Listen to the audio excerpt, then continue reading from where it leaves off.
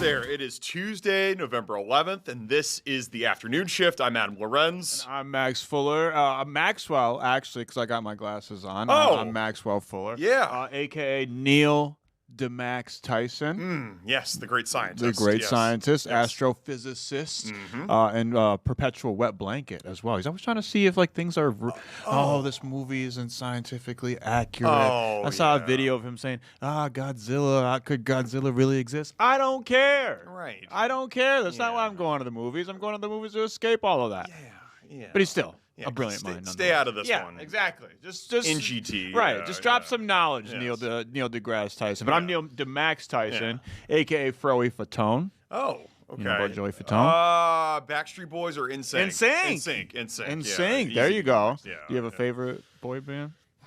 I do. Oh man, I guess the Backstreet Boys. Yeah, sure. Why not? I never want to hear you say I want it that way. I always get them confused. Still to this day, I don't Yeah. know which one Yeah. is which. Right. Or which song is from How about by which Boyz II Men? artist. Boyz II Men's a boys That group, counts. right? That counts. It's a boy yeah. band, yeah. That kind of counts. Or what was the one that Bobby Brown was in? Not the New Kids on the Block, but maybe it was the it the new. New Kids? I don't know. No. Yeah, there's somebody out I there don't that know. knows this. I know. Somebody's out Yeah. there screaming at their TV right now. What was Yeah. that, Grace? Yes. Oh no, Paul was saying That our. was Paul. yes. That was Oh. Paul. But he was saying that Lori Fisher's gonna get mad because I think she. That's right. Bobby Brown? I see. Is she a boy band aficionado? Yes, yeah. For those at home that don't know, Lori Fisher is one of our executive producers here at Fox 9 and a boy band aficionado. And so, Bobby Brown. I forgot which one. I forgot the name of it. Which one It's he's gonna in, bother but me. I think it is New Kids on the Block or something like that. New Edition. New Edition. Something with We new. were close. Something with We were new. close. Yes. We were close. Yes. AKA Joey Frone. Sure. AKA the Brown Charlie Brown. Welcome back to the afternoon shift. AKA Yeah. a million other things. Hey, we're getting into Charlie Brown season. The holidays. It's a Yeah. great pumpkin Charlie Brown. We just had that, and then sure.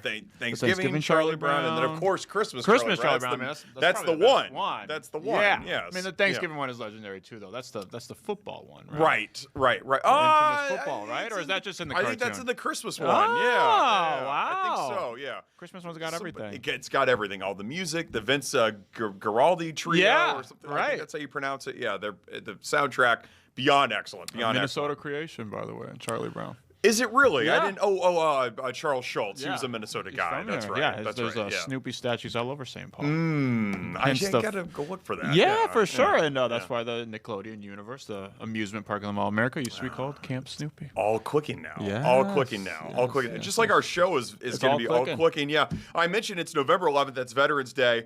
We have a Vietnam veteran, a Minnesota native Vietnam veteran Wow. from the Marine Corps in studio with us coming up after this opening segment here. He'll be telling us all about his time in Vietnam and some of the things that he's up to right now. That should be a pretty interesting conversation. Heck yeah. The Hoorah. NorthStar rail line. This is. Are you into the? Do you ride the NorthStar rail line? No, Yeah. I think that's only like a Anoka. I don't think that goes to my part of town. Okay. Necessarily, but it sounds like it's not going to anybody's part of town lately because it's shutting down some business here around Minnesota. Yeah, the mayor of Anoka, he's not happy about this. He'll be giving his side of the story on our show. We'll be joined by him. K-pop. I don't know much about K-pop, but I know a lot of people love K-pop. I know a lot of people do like the dances. Oh, and they're, yeah. You know, it's like it's a global sensation. That's Every right. country I've been to, pretty much, I see some type of K-pop store or merchandise or something. It's a phenomenon, unlike any other around the world right now. Just setting the world ablaze. And one of the preeminent K-pop groups, Cat's Eye, That's right. is coming to Minneapolis this weekend. So we figured, why not deep dive into all things K-pop? We're all aware of the phenomenon, but where did it start? How did it start? right. And why? And is it a part of this? What is up with this kind of general uptick in interest, and not just Korean music, but Korean media in general? 'Cause That's it's the right. movies, it's comic books and books as well. It's the K dramas. It's all over. Korean media has become this global phenomenon. So we figured, why not dive deep into it and figure out how all of this started? That's right. It'll be a nice lesson on K-pop. And that's all right here in the 3 o'clock hour. In the 4 o'clock hour, we were talking about great movie soundtracks. The Vince Guaraldi trio for A Charlie Brown Christmas. The Sound of Music, maybe the most iconic movie soundtrack, I don't know, maybe of all time. We were speaking of Christmas. Sure. My favorite things. These are a few of my favorite things. That things. comes from The Sound of Music. I It's had how no an idea that. iconic Until you said Christmas that song. yesterday. I had no idea about that. 100%. We'll be talking about The Sound of Music, which is celebrating 60 years this year. New hemp laws Fax Muller will be wanting to tune Fax into this Muller, one. he'll be all eyes on this one. His ears are perked up. The antennas are, they're tuned in for the afternoon shift because randomly, at least it feels random to me as a part of this deal that might end the government shutdown. There could be some devastating news for hemp industry people, specifically like the hemp brewers and hemp makers around the Twin Cities. Yeah, it's in the fine print. Snuck in there. Exactly. So we'll be learning more about that, and then make camo your cause. This is a huge Fox initiative that we're having here for Veterans Day. Right. We spoke to one of the leaders of Make Camo Your Cause last week, so we'll be replaying that interview for everybody at home. That'll be fun. This is gonna be a great show. Sure. Everybody can give us a follow on Instagram. I know that it's been a while. That ratio is still. The ratio's not great. I'm not loving it. Yeah, I'm not loving it. Afternoon shift _ Fox 9. Let's see where we're at right now. Yeah, it's What is it? Yeah. See, we have 234 followers. Thank you to all 233 of you, because I'm one of them. Yes. 232 because you're one of them as well. That's right. That's right. But we're following 182.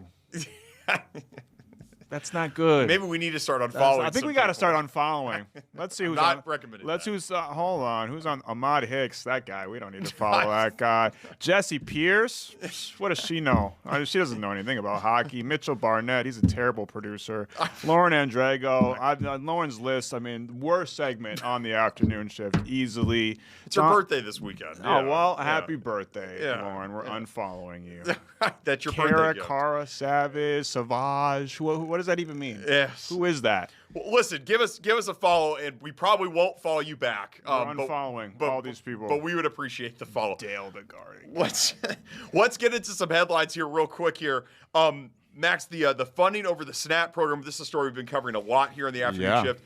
It's headed to the Supreme Court. The White House is asking justices to keep full SNAP payments frozen despite lower court orders to restore them.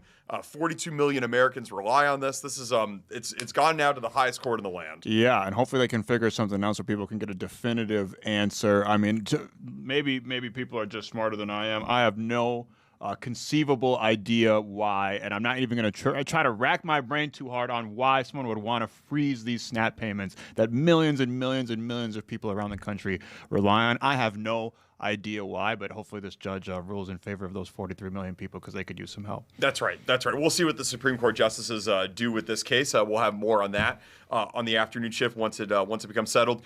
This other story, I got some feelings about this one. The Northern Lights could be visible in Minnesota over the next few days. Mm-hmm. I'm getting a little burnt out on the Northern Lights. You think story. so? Yeah. You're done with it. Every 4 months, I feel like the Northern Lights are visible. You're thinking it's not that special anymore. The blue moon, the harvest moon, I'm over it. I'm over all of it. You're not into any of it. No, because it happened. It's not rare.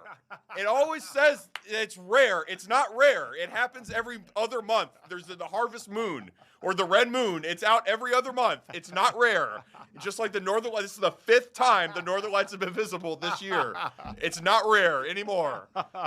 Sorry. I didn't expect you to call the Northern Lights fraudulent. I'm not saying it's fraudulent. I'm just saying that it's just overhyped. We've done this story on this show before. Right. We have. This show started in April. It's like Bath and Body Works. It's like our once in a year sale. It's that's not true. You have this sale every month. Yes, and that's why the full waxing crescent moon is out tonight. It's like it'll be out in 2 weeks again. It will. I promise you, it will. Just stay tuned. You don't need to go out in the freezing cold temps tonight and watch the Northern Lights. They're going to be back in 3 months. I feel like you can barely see him unless you live in the country. Sorry. You can barely see him anyway. Can't see him from my apartment. I would love to see him. You definitely can't see him from my apartment. No. So you'll see some lights, but they're red and blue. Right? Yes. Mine are mostly for the hospital. Yeah. Anyways, I'm sorry to be a hater if you really love the Northern Lights. I would love to see them. The pictures look beautiful, but it just seems like they're so hard to. You need perfect conditions, and only a select few people get those perfect conditions every time. We read about it, right? But then only it seems like 10, 12 people actually get to see it as advertised. Yeah, and it happens every 3 months, so it's not rare. It'll come back. It's not once in a lifetime. It's once every 3 months. You get it 4 times a year. You can catch it one time. Sorry. It's Veterans Day. We have a Marine Corps Vietnam vet in studio coming up next with us. His name is Len Erickson. This is gonna be a great conversation. I'm really excited about this. Yeah, I can't wait to talk to him. Yes, that'll be coming up right after this. Don't go anywhere.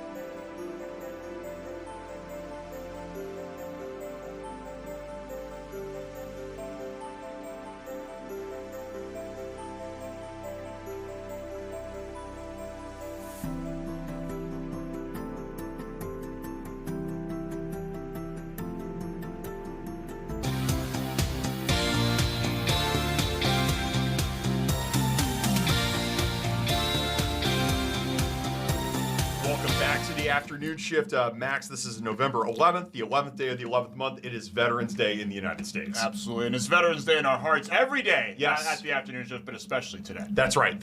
Here to help us celebrate and commemorate Veterans Day is Len Erickson. Len was a Vietnam War Marine Corps veteran, a native and lifelong Minnesotan, and he joins us now. Mr. Erickson, thank you so much for joining the afternoon shift. How are you? Thank you. I'm very good. Very well. Thanks for coming on. Can you talk to us about your time in the Marines, why you decided to join the Marines, if that was even a decision at the time of the Vietnam War, and maybe just a little bit about the Marines to start off? I often say that I actually joined the Marine Corps, and I'm glad I did, but I joined the Marine Corps by accident when I wanted to be a pilot. And when I went to the federal building to find a recruiter, the Air Force recruiter was out. There was a sign on his door that said, out to lunch, I'll be back at 1,300 hours. Well, I was college. I didn't know what 1,300 hours sounded like a long time to wait. So I walked on down the hall, and eventually I found a Marine Corps recruiter that was sitting there reading a magazine, and he looked up and looked at me, and he looked me up and down and looked back at the magazine, and I said, I'll show you. Wow. And I joined the Marine Corps. Amazing. Now, how long were you over in Vietnam for? I was there for 12 months and 5 days. I got there in February 15th of 1968 during the Tet Offensive, and I left in February of 69 and during the 69 Tet Offensive. So. We hear so much about the Vietnam War, and a lot of the, it gets, portrayed in movies and in books and in TV shows and whatnot. You were there. Can you tell us about your experiences in Vietnam in the late 60s, one of the most tumultuous times really during the 21st century? Yeah, it was. I have to admit that I didn't know what was going on in the United States when I was there. I thought I was really doing something great for our country, and I had no idea that there were protests going on. That was kind of censored. I mean, nobody wanted us to know That's while we were there. Yeah. So I was a bit surprised when I came home. I was with 1st Battalion, 7th Marines in Vietnam. We were about 20 or 25 miles away from Da Nang. It was our job to chase the NVA away because they kept trying to blow up the airfield in Da Nang, and it was our job to try to keep them away from it. So, so we were busy. We weren't really, didn't really care what was going on. Yeah. Didn't really have time to think about what was going on.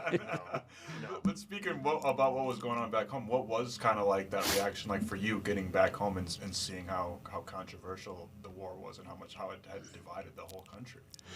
You know, I've often said this, that I went through a lot of trauma in Vietnam. I was injured. I lost my hearing and I had a TBI. But that was a lot of trauma. But when I came home was probably the biggest trauma. When I was discharged and went to LAX to fly home, there were barricades going down the hallways, and the protesters were on one side and the people that were going in. And in order to fly, you had to wear a uniform, so they knew who the veterans were. And they were yelling at us and calling us baby killers and a whole bunch of other bad things. And they spit at us. I say they spit at us, not on us, because if they had spit on us, I would probably still be in jail in L.A. someplace. But no, it was horrible. And I got on a plane and I came back to Minnesota, and I was shocked to find a country of indifference. You know, nobody. I wasn't expecting a parade like my father got when he came home from World War II, but at least an acknowledgement that what I had done. It was nothing. And that was probably the biggest trauma that I had to deal with in the last 57 years. Yeah. You talk about your time in Vietnam and the trauma that you saw there. Can you talk about, maybe without, if you feel comfortable, some of the images and just some of the lasting legacy, both bad and good? I mean, did you have any interactions with the Vietnamese people? What was that experience being there like? You were in just awe almost all of the time. Only if you go through a village and you see the poverty and see the kids. I have a vision we came through a village one morning on our way back from patrol, and I saw a little girl, probably about 6 or 7 years old, and a little boy that was probably 3 or 4 years old. And she was pulling a rat that was the size of a chihuahua out of their home, out of their house, their shed. And he was beating it with a stick, trying to kill it. And that stuck with me because I just thought, I grew up in in comparison to that, I grew up in had an incredible life. Sure. And that just, it's been 57 years. That stuck with me. Yeah. I saw my fair share of combat. I saw people die. That stays with you. It doesn't go away. So. Yeah, I can't even imagine what that was like. And again, just kind of talking about the war and how divided it made people, how opinionated people were about it. What do you think is like some common misconceptions about what was going on there and people who served in the Vietnamese War?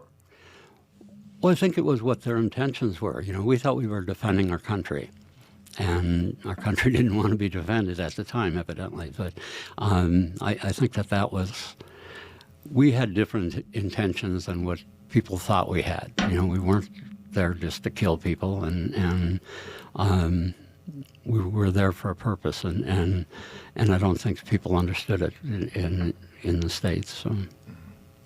So you come back home from Vietnam, you meet your wife, Bonnie, shortly thereafter that. Can you talk about, you met her right as soon as you came home. Can you talk about meeting her and what that experience was like? One of the more positive things when you got back to the United States. Yeah, she chased me for a long time. No, she didn't. I made that up. No, we met shortly after I came home. I I actually got to Minnesota in the first part of March, and I think we had our first date on April 27th of 1969. And we got married the following January. So it just seemed like what you should do. You went to school, you went into the Marine Corps, and you came home. That was the next thing you do, was get married. And I'm glad I did. That was almost 56 years ago. So. Wow. Congratulations. Yeah. Thank you. Yeah. And you passed the test. She gave you the nod when he said 56. she gave you the nod, so you passed the test. Good memory there. Now, Len, obviously we have you here because of Veterans Day. Veterans Day means a lot of different things to a lot of different people. What does it mean to you? It's very important. It's a day that veterans deserve the recognition. I just feel like it should be more than one day. You know, I mean, it really should, because there's so many veterans out there that haven't been welcomed home. You know, I mean, and I just think that it's so important to recognize them. I got involved in the organization that I'm involved with because of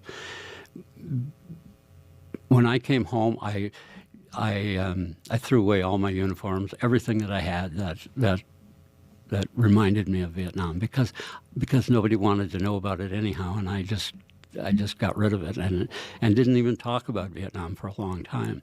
And it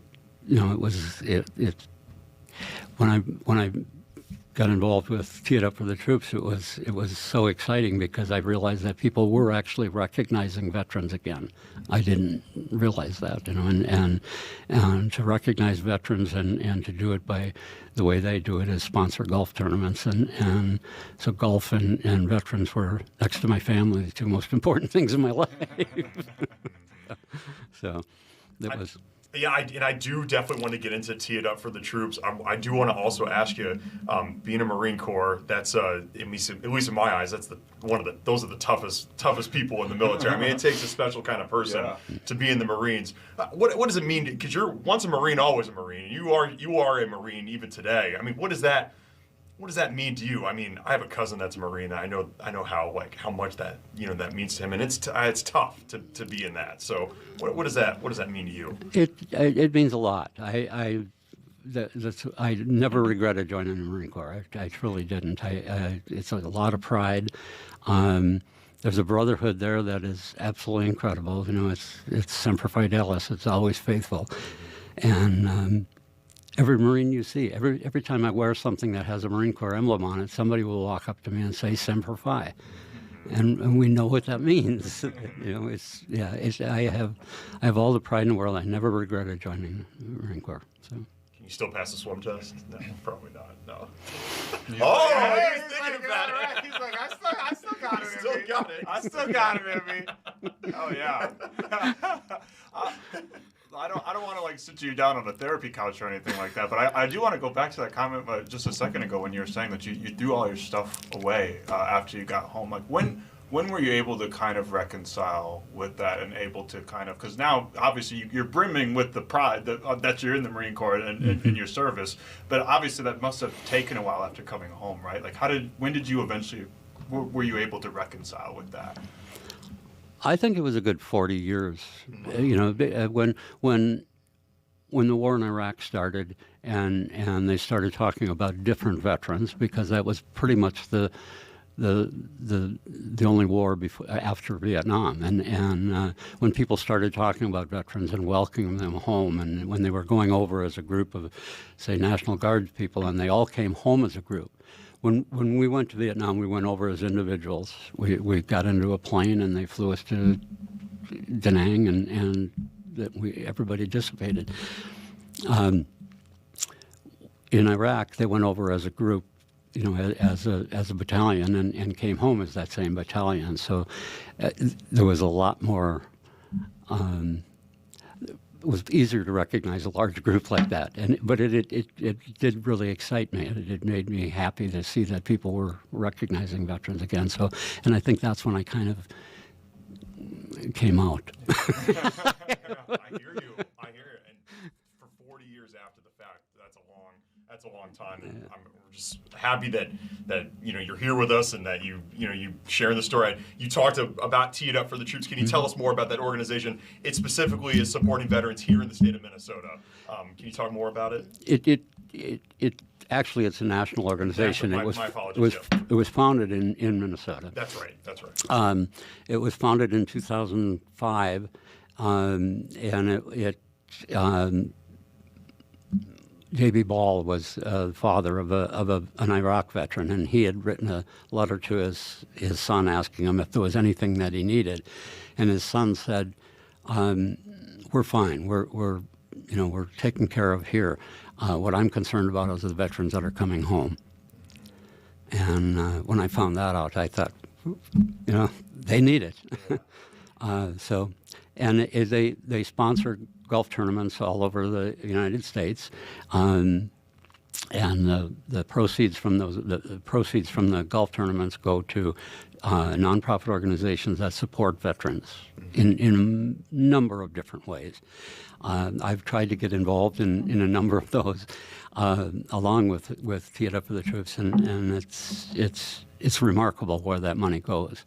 Since 2005, I think they've given away a little over $18 million. So, it's a great organization. When I was introduced to it, I said that I was just enthralled because it was just so, to have two things that were that important in my life to be combined was really exciting. So. Aside from people getting out there on the green, how can they support Tee It Up for the Troops? Oh, they take donations, believe me. You can go to teeitupforthetroops.org and see some of the things that it does.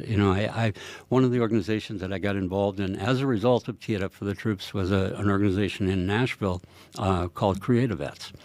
And what they do is they take a veteran and they have them tell their story, whether it was a story of combat or coming home or whatever, and they tell their story. And they have songwriters and they're not wannabe songwriters. There's some platinum record songwriters there, and they take that story and turn it into a song. It happened to me at Tee It Up for the Troop reunion, and they I wrote a song that we all ended up recording it, and ended up it was recorded by Scotty Hastings, but it was called "Welcome Home" because that was the real eye awakener for me, was coming home, and it's been published. When they announced that they were going to record it, I was just enthralled. I had it on my phone and I was listening to it all the time, and I was sitting at a doctor's appointment with my wife waiting for her, and I was sitting in the car, and the song came on, and I thought I thought I'd pushed the wrong button on my phone, so I'm trying to shut it off, and I was banging on the steering wheel and everything, and realized that it was on the radio. And Scotty Hastings was on Fox News, and they were interviewing him, and they played the song, and they actually talked about the differences between me and Scotty being in two different wars, but going through the same thing, and the trauma of war, and so it was just, it was so therapeutic that I became a mentor for Creative Vets, and now I go help veterans tell their own stories so they can put it to music too. So it's not just a Marine, also a published and award-winning songwriter. Wow. Superstar. We really appreciate you. We appreciate your service to our nation and to everybody here at home. And I know when you came back and you got on that plane at LAX, and it wasn't exactly the welcome you wanted there, and hasn't been the welcome you expected. But we hope that today you're feeling the love and support, and you certainly have our love and support here on the afternoon shift. So we appreciate you. Well, I do, and the only thing I would like to say is that the November 11th is Veterans Day, and everybody recognizes veterans, but November 12th is another day. If you see a veteran or I can identify with a veteran, talk to him, thank him, do whatever you can, buy him a cup of coffee. I don't need coffee, but just recognize them all the time. There's 22 veterans a day that commit suicide, and you never know whether, just walking up and saying hello to them or anything, reaching out to them might have saved one of them. So that's a strong thing that I believe. Well said. Well said. Thanks for sharing your story with us, Len. I appreciate it. Thank you. Thank you, Len. Thanks. Thank you. And happy Veterans Day to you. Thank you. Yes. More to come from the afternoon shift after this.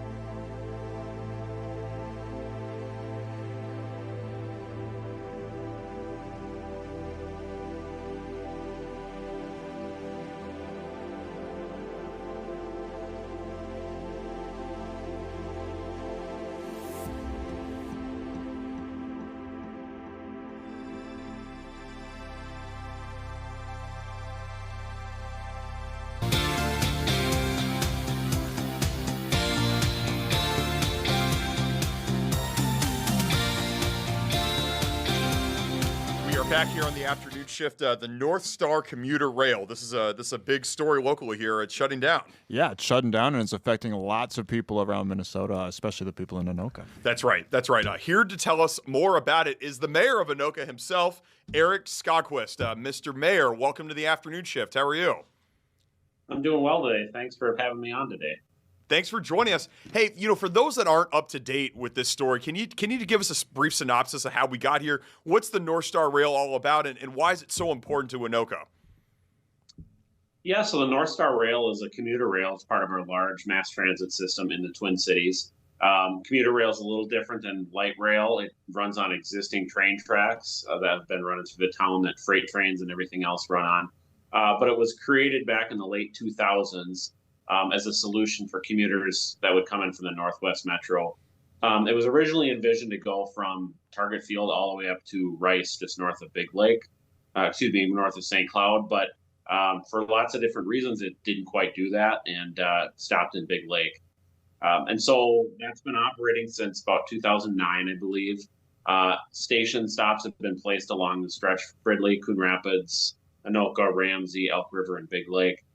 And a lot of the cities along those areas have worked hand in hand with our counties, the Metropolitan Council, the state over the years to kind of work on getting those sites secured for those station stops and parking lots, as well as a lot of redevelopment has started to occur along those areas, which is kind of the pattern for rail over the years. And so the cities along those lines are all at various stages of redevelopment and ownership of some of the assets and the land in that area. How will the rail shutting down affect, like how big of an impact is this going to affect or have on the people of Anoka? Yeah, there's definitely a good group of people that utilize this, but the problems that it ran into really started, I would say, prior to COVID pandemic. If you don't have a service that's dependable, that's has lots of options for people to get to and from the Twin Cities, they get less users. And that's really what started to happen. Even prior to COVID, when Anoka County and Metropolitan Council that operated started getting sort of in arguments about a few things. And the COVID pandemic just kind of sped that up because people weren't commuting to the cities. And so a lot of those rides never got restored. The amount of trains going to and from never really went back to where it was. And so it was this vicious cycle where less people would ride it because it wasn't convenient for them. But there is a core group of people that do utilize this. And as, more people start working back downtowns again, there's more and more people utilizing this service. And right as that's occurring and more people are going into downtowns, this is the rug sort of getting pulled out from cities like us and everybody else points north and south. Mr. Mayor, how much has your city invested into the NorthStar Rail service? I would assume there's stations in the city, but it's probably other infrastructure as well, right? Yeah, so for us, the station was built with other funds outside the city. However, the city of Anoka, we actually have a parking ramp in that area as part of a larger redevelopment. So there's been over $10 million that went into building that ramp. $2 million of which was city funds, and the rest were various grants from, local, state, federal levels to put that ramp in there. And so we have this ramp in this area that is not really fully developed yet. And so one of our concerns from the city here has been, that big investment that the taxpayers made, not only in the infrastructure of the physical platform, but this ramp. Now they're not going to have as much use as they could have. And some of the concerns we had was if those get removed, there really was never a clean line between the platforms, the ramps, the parking areas. And so right now, the elevator that services that place is on Burlington Northern's property as well as city's property. And so if you're going to just tear it out, who's gonna replace that tower to make that ramp ADA accessible again? As well as some of those funds that we use to build that ramp or federal funds. And we want to make sure that we're not going to be stuck holding back for millions of dollars of repayment because Metropolitan Council's decision to basically renege on the decision that they put forward, less than 20 years ago. Sports stadiums last longer than this before they're wanting to rip it out, which to me is just mind-boggling why they would do this. So is this decision absolutely final, like 100%, or is there anything that can be done to kind of reverse it or scale it back at least? It's looking pretty bleak at this point, and the Metropolitan Council is talking about ending the NorthStar service in November, to be January after the last Vikings game. So it's pretty tough. But I really urge anybody that's out there to think about this, because there's a lot of things. There's not only just the service right now, but maybe there's other things. If we don't rip the infrastructure out right away, maybe different mines and different times could utilize that for other services. One thing we're looking at is other Amtrak or intra-city rail services like the Borealis maybe could use these infrastructure pieces. But trying to just rip it all out and saying we're done, we did this experiment, and we're going to throw hundreds of millions of dollars down the drain just seems ridiculous to me. You said January after the last Vikings game. Don't you mean February? Well, they said January, so I got to take it about the Vikings. But I don't know. They maybe know something I don't know. Maybe they do know something that you don't know. Mr. Mayor, listen, we've covered on this show the expansion of the light rail service. I guess I'm just confused. Why can't we have expansion for both? Because it does seem like the light rail service expansion is coming. Why do you think it's different for the NorthStar? That's a great question. I read the same things you do. You have over $3 billion of investment in a new light rail service down towards Eden Prairie. At the same time, they're yanking this service away from the Northwest Metro. So I don't know the reasonings for it. I think they never really put their head fully into trying different things and looking at different options to get more ridership. But I'll be honest, I'm really frustrated because when we were having these discussions even a couple of years ago, when people wanted to pack those trains for sporting events and they were always full, by the time you got to Anoka, you'd barely have a seat on that train. They would cut those services. So to me, it looked like a self-fulfilling prophecy. And I don't know why, but I don't think it's really fair to this area that invested lots in this infrastructure, not only in the actual platforms and the rail, but in redevelopment areas around. And to me, it's really baffling why you would do one service and not the other, because really you need to look at it as a comprehensive mass transit system in the metro. And I just think the Metropolitan Council has trouble with anything other than a bus. Mm-hmm. Well, let's hope that there's a solution out there in the near future for the good people of Anoka, and everybody can win. To end on a lighter note, I know Anoka is the Halloween capital of the world. What do you guys got going on for the holidays? Yeah, so we do a lot of Halloween in Anoka. It's great, but we got to recover a little bit. And now coming up, we have a tree lighting ceremony in early December where we get 10,000 people that'll show up at City Hall Plaza where we do the tree lighting. I give a little speech, flip the switch on. We have Santa, we have carriage rides, we have the whole shebang. So that's coming up soon in early December. Check the City of Anoka website for details on times and events. But I had one person joke with me and said, "It's not fair that you're the Halloween capital and now you want to do Christmas." I said, "Well, watch out. We're coming with a groundhog in February." A groundhog and a Lombardi trophy in February, right? Oh yeah, that's what I'm talking about. Also a social district in Anoka. You can have it's open carry. It's like Bourbon Street. Oh, sweet. Yeah. Sure it is. Yeah, sure is. Mayor Eric Skogquist, we appreciate you, Mr. Mayor. Thank you so much. Keep us updated on this NorthStar situation. Absolutely. Thanks, guys. Thank you. Man, being a mayor is tough. That's tough work. Yeah, you gotta sure. You're dealing with all types of stuff, city councils and state councils, and even stuff that's not in your city affects your city, like right. this. Exactly. Yeah, it's hard work being the mayor. Yeah, right. You're going to be the mayor of Minneapolis one day. I don't know about all that. I don't think the people would vote for me. What? I don't know. Ranked choice. I don't know if the people would vote for me. Maybe. I have to put a little suit and tie on. I have to button it up a little bit. I don't think I can dress like this if I'm the mayor. But but I think with the glasses, I think I got a little bit of a mayoral look on me. Yeah. Eric agrees. He's watching there. He's smiling. He knows. He's got my back. Yeah, he's got my back. Appreciate you, Mayor. You got the back of the K-pop community. You're into this. Sure. You're into K-pop. Sure. I wouldn't say that. I wouldn't put my name on the K-pop community. Sorry. Listen, I like music of all kinds. I wouldn't say I'm like a diehard. See, because that's one of those things when you say you're into that. Right. That's a whole different level. Yes. You know what I'm saying? Like some yeah. people are like, hey, I play Super Smash Brothers, and other people are like, I play Super Smash Brothers. So like I dabble I got a couple little K-pop, tidbits on the playlist here and there, but I'm a novice. Perfect. Well, we got an expert coming on. Oh. His name is Toby Vang. Hey. He is the president of the Minnesota K-pop Connect group. Oh, wow. He'll be joining us because there's this big K-pop group, Cat's Eye. They're coming to the Armory on Saturday night. Yeah, they've got a reality show. They've got all-time millions and millions of views on their videos and songs on Spotify and YouTube and everywhere else. So I'm super excited to hear about Cat's Eye and this K-pop phenomenon at large. All of that and more coming up next on the afternoon shift.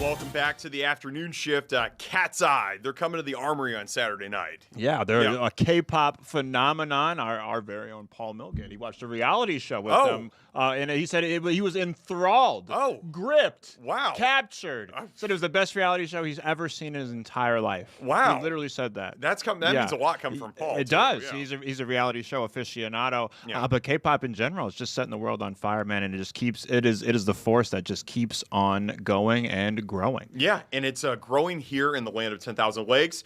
We have the president for MN K-Pop Connect. His name is Toby Vang. Toby, welcome to the afternoon shift. How are you? I'm great. Thanks for having me here today, guys. Thanks for joining us. Can you tell us? I'm a novice when it comes to K-pop. Max says he's a novice too. What exactly is K-pop?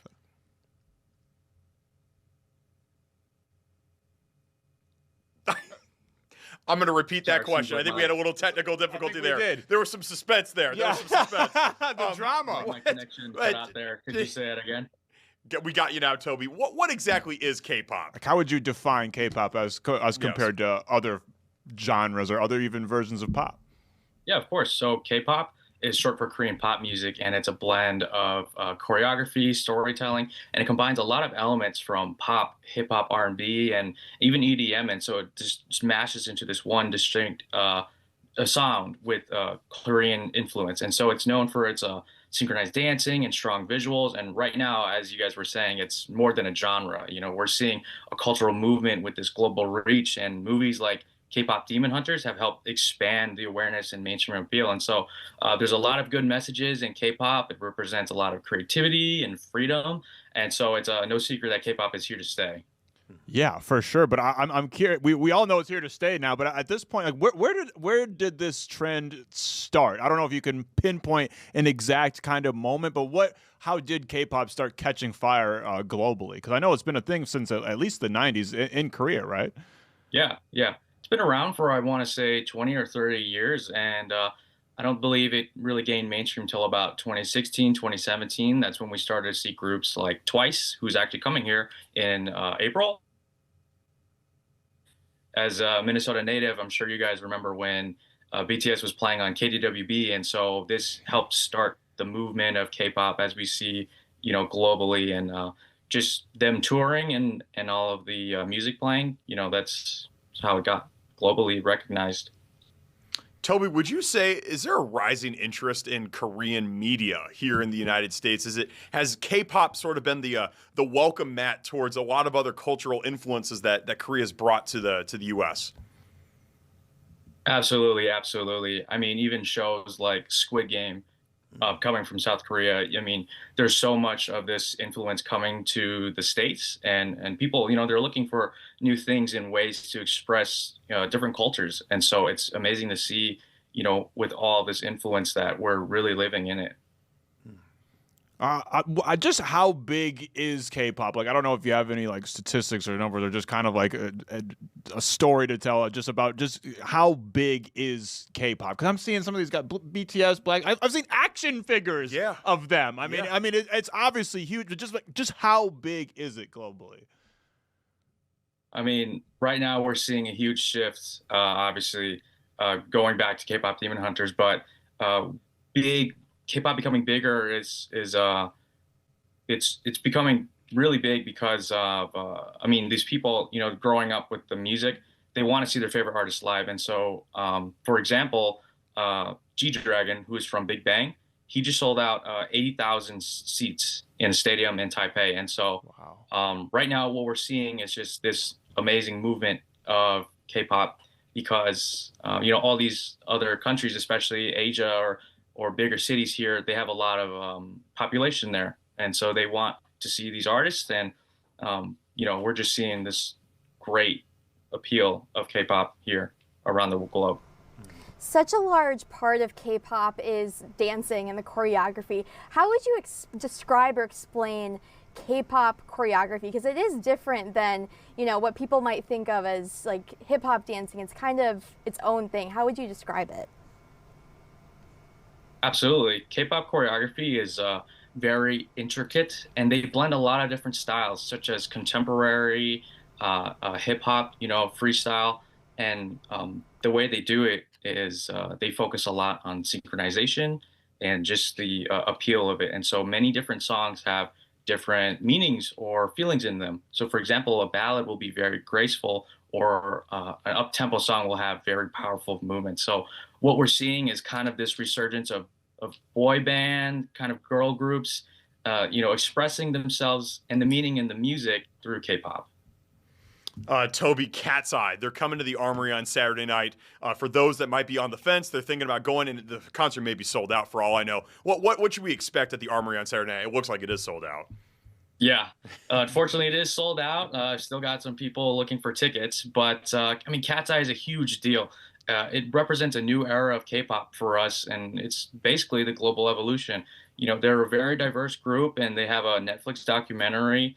And so Cat's Eye alone is proof that K-pop is no longer limited by language barriers. And so Cat's Eye is going to be absolutely packed on Saturday, and their music is catchy. They've got good meaning behind it. So I would encourage anybody, if you have the opportunity, to go see Cat's Eye this Saturday.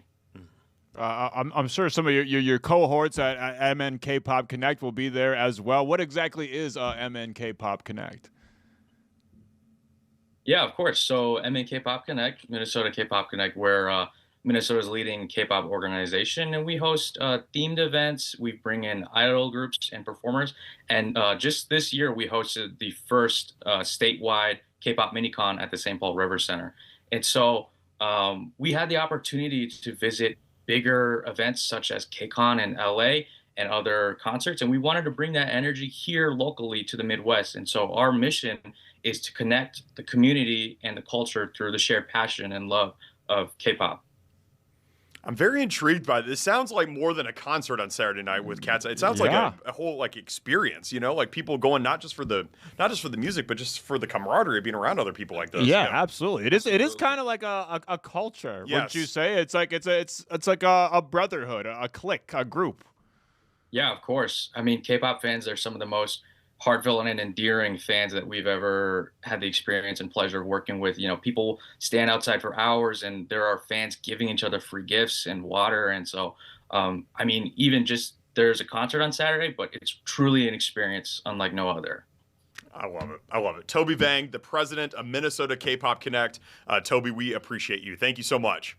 Thanks for having me, guys. Thank you. Thank you. And you'll be at the concert on Saturday. Oh, yeah. I'm selling tickets outside of the concert. I'm selling tickets. I got a couple free ones. Yes. You know what I'm saying? Yes. Just in my pocket. I'm just handing them out to people. You know what I'm saying? I'm not selling them. Right. I'm just handing them out to people. Just handing them out to people. Yes. Yeah. It should be quite the scene outside the Armory. So, I mean, the Armory is probably going to be packed to the gills, man. Yes. It's going to be a sight to be seen for sure. Yes. I would love to go to one of these. I don't even know Cat's Eye. I'd love to go just to see the choreography and everything. Sounds like it'd be fun to see, even if you don't quite know the songs. For sure. Like I said, it's all about it's a whole culture and everything, and it sounds very intriguing. Maybe I should open up my own music sort of club in Minnesota and see if there's any interest. A Beach Boys club. Yeah, Beach Boys cover band. Beach Boys. Yeah. Would anybody join? Beach Boys Connect. Into that? Yeah. Beach Boys Connect. We could be cool. BBC. Right. Beach Boys Connect. I don't know if you want to use that lettering because of the news channel, of course. Because of the news channel, Frank of course. Sinatra. Frank Sinatra Connect. Rat Pack Connect. Yeah, Rat Pack Connect. There might be an audience out there. Who knows? I know Grace, you grew up doing like dancing and stuff like that to these kind of songs, right? I did. I was on a Korean dance troupe for years. I'm half Korean, for those of you who don't know. So it was a way for me to kind of tap into, my Korean heritage and, explore that. Because, I didn't grow up speaking Korean. I didn't really grow up in Korea. So it was a way for me to explore that. And I remember being a little girl. So, I mean, K-pop's been around forever, and we would do K-pop dances, and no one was really talking about it. I have to be completely transparent. I am not the biggest K-pop fan, but there's such a community around it. There really is. And it's fun to dance to. It really is. And it is a specific type of choreography. I definitely am not very good at it, but it's You still remember any of the moves? I remember the traditional moves because we would perform at different festivals and stuff. So I could do that. I could not do any K-pop. Bust out some moves, Grace. I have to have props. I used to perform. Okay, we got to see this. I don't know, guys. We got to have an afternoon shift talent show inspired by Lauren Andrego's talent show that she's going to be hosting. Wait, are you hosting a rival? Yeah, I'm going to host my rival talent show. I'm stealing the idea. Right. That's what they say. Right. The most creative people, the best creatives steal. So I'm gonna steal from Lauren Andrego. We'll have an afternoon shift talent show. Yeah. We can connect with all of our former guests. Sure. Ask them if they have any hidden talents. Yeah. I'm doing all of this just to facilitate us seeing Grace do her traditional Korean dance. Yeah, I mean, what would your talent be? Lynn Erickson will sing for us, the Vietnam vet, right. and then Grace will dance for us. Yeah, and, we'll call the Supreme Court Justice Band. Call them up. They can come through. Paul will bring a giraffe. Yeah, and we're all I'm good. sure he'll do something zany. Yeah. Tane Danger can come Tane through. Danger can he'll come. do some improv. Yep. Tony Lieber can start a fight. Tanner Morgan, maybe they can wrestle or something like that. Who knows? When is this happening? Yeah. What day is this happening? I don't know. Let's figure it out. On a weekday? Afternoon shift talent show. Yeah, Yes. absolutely. Yes. We are going to welcome in the 4 o'clock hour after this with our 4 p.m. recap. Don't go anywhere.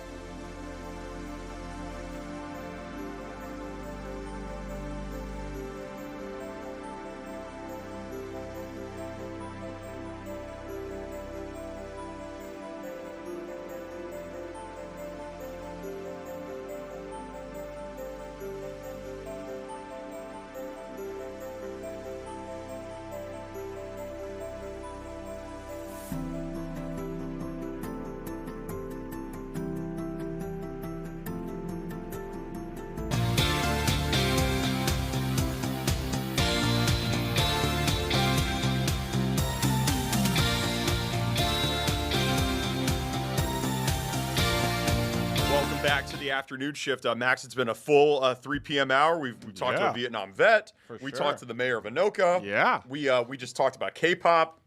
We've got a full 4 o'clock hour coming up here. Coming up. Including your Fresh Tomatoes debut. We'll see. And in true Adam fashion, it is a movie that came out 60 years ago. 60 years ago. 6 years ago. But you were passionate about it. I mean, I couldn't stop listening to you talk about it yesterday. You were so excited about it. I hadn't seen The Sound of Music in forever. I'm really pumped to talk all about it. One of the Von Trapp children lives in Minnesota. I learned today. Marta, her name is Debbie Turner. That's the actress's name. Wow. She now lives in Minnesota. Bring Me the News. They did a nice little feature on her a couple years ago. So yeah, this is a great film. This is the type of film that you kind of just stop in your tracks and you watch when it's on TV. I've never seen it. You never seen The Sound of Music? I've never seen it. As much as I am, into movies and stuff like that, I have some huge blind spots. I've never seen The Sound of Music. I've obviously seen the iconic scene of her dancing around, frolicking around in front of the mountain and whatnot, and I've seen a little here and there, but I've never seen the movie, so I'm excited to hear it eloquently broken down by you. Yes, yeah, I'm very excited to talk about it, and it's not just that.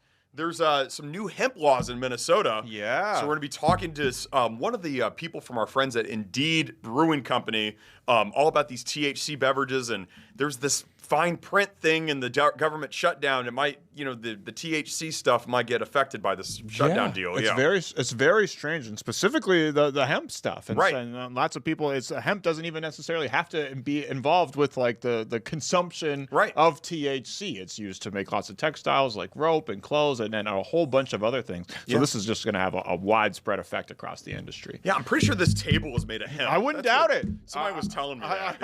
I would not doubt it. My afro is made of hemp. It's not real. Yeah, it's a wig. Yeah, it's absolutely a wig. It's a weave I wear every day. It's a weave. Yeah. Is this part of your talent? It is. Yes. Weaving. Yes. Putting a weave in. Sometimes you see me. That's a lot of work. I think. I'm pretty sure it's a lot of work. It is a lot of work. Yeah. Absolutely.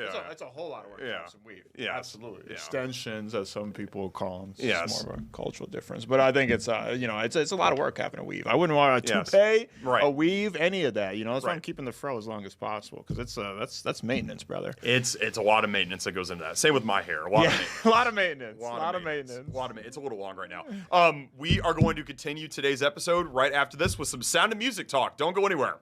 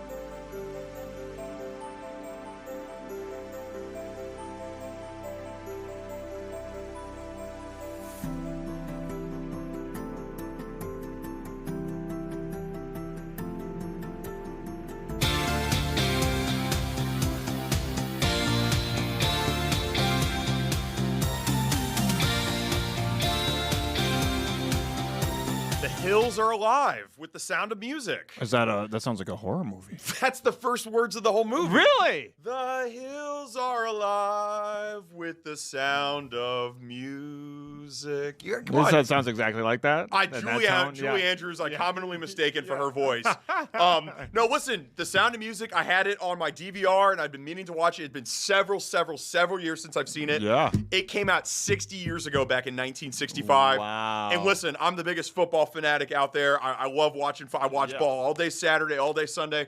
I found myself on Saturday night because Notre Dame, they were just blowing out Navy, blowing them out. Right, you didn't even Happy Veterans Day, Navy. I'm sorry. Saturday wasn't great. It's Happy Veterans Day today. Just blowing them out. And so I was like, I'm going to put on the sound of music. I'm like, I haven't watched this in a long time. I was captivated. And I watched the first hour. I was like, time to go to bed. And then I watched it after the Niners were getting blown out by the Rams on Sunday afternoon. I put it back on. What an excellent film. Two actors that we've all heard of, Julie Andrews. Yeah. Neither one of them won the Academy Award for The Sound of Music. Really? Julie Andrews came off of Mary Poppins, 1964, won Best Actress for that. Wow. Sound of Music came out in 1965. She was on the high of highs. Yeah. And then Christopher Plummer, one of the great actors of our time. Mm-hmm. Didn't realize Christopher Plummer was in Malcolm X. We were just talking about Spike Lee's Malcolm X. Really? He was in that film. I did not realize that either. He was in The Sound of Music as well, playing Captain Von Trapp. And the movie really kind of takes place in right before World War II Austria. Okay. The sort of the Nazi regime is sort of infiltrating in. And so there's these political undertones of it. Yeah. And then you have this lady, Julie Andrews' character, Maria. She really wants to be a nun, but the nuns there are like, you're not cut out to be a nun. Oh. So they send her to be essentially a babysitter at this house. And she stays, and there's 7 children. And one of the ways that she's able to win over the children is through music. And that is how she wins over Captain Von Trapp, this very, Austrian Navy veteran. And she's able to win his heart over via music as well. There's so many songs that have come out of this film, and you just you don't realize how many. It's not just The Sound of Music. Right. How do you solve a problem like Maria? Have you? I've heard that. I've heard that. You've heard before. that song, I've right? heard that before. We talked about these are a few of my favorite things. Girls in white dresses. That's a Christmas song. I had no idea. Came from the movie Doe, a deer, a female deer. Too. Ray, a drop of golden sun. I sang that in one of my elementary school concerts. Well, finish it. They hear me, a name I call myself. Far, a long, long way to run. So, a needle pulling thread. La, a note to follow. So, tea, a drink with jam and bread. That will bring us back to dough. See, it's all from the movie. Exactly. It's a great song. How about this one? You are 16, going on 17. Yeah, I've heard. You've heard that song? I feel like I've heard every single song. How about this one is it's kind of a yodeling song. Yeah. She was a dumb and a lonely goat to yodel-yodel-yodel-hee hoo. That was an impressive yodel. This one is definitely one you know. Okay. So long, farewell, Avita, say goodbye. Yeah, it comes from The Sound of Music. I had no idea. And then maybe the most famous song from The Sound of Music, outside of obviously the name of the film, Edelweiss, Edelweiss, every morning you greet me. I don't know if I've heard this one. Edelweiss. It's Edelweiss. That's the most famous one out of this movie. I love it. I love it the most. Wow. I really think, and this is with all due respect to the country of Austria, that should really be the national anthem. But as we were talking about, I think yesterday when I was really raving about The Sound of Music, the Austrians didn't really love the film when it came out, and they kind of rejected it almost, right? Yeah, it was not a popular thing. I don't even think it was shown there whatsoever. Like, it was, they absolutely. I think because of the political undertones. Yes, maybe some probably underhand, ostensible, it's not historically accurate, but that wasn't really why. That wasn't really why, because I think maybe they weren't portrayed in a light that they thought fit. Yes, absolutely.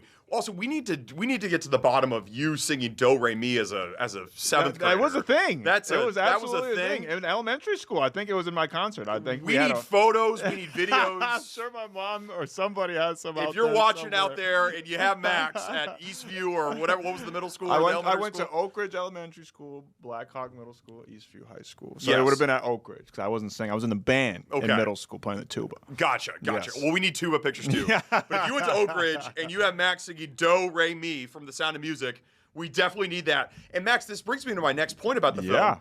One of the most complex characters in there shares your name. Really? Maxx, Uncle Maxx. Uncle Maxx. Not really the kid's uncle. Okay. He's just a really good friend of Captain Von Trapp. Mm-hmm.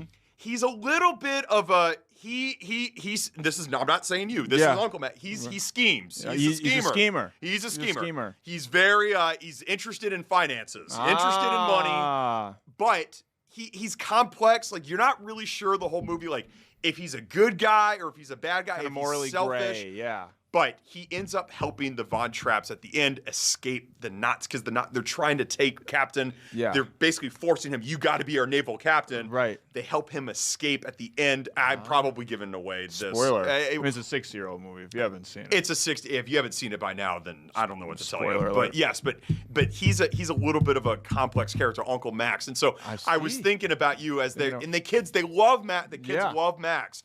But I think the captain is sort of he's like Maxx, He's like, keeps him at an Trust arm's him length. as far as I can throw him. Keeps him at an arm's length. length. He likes being around the cat because the captain has cash. He also likes being around Baroness Schrader, who's another complex character. Do you think that's part of the reason why this has this enduring legacy? Is that they have all these complex, layered characters in this movie? And I was just talking about that with my mom yesterday.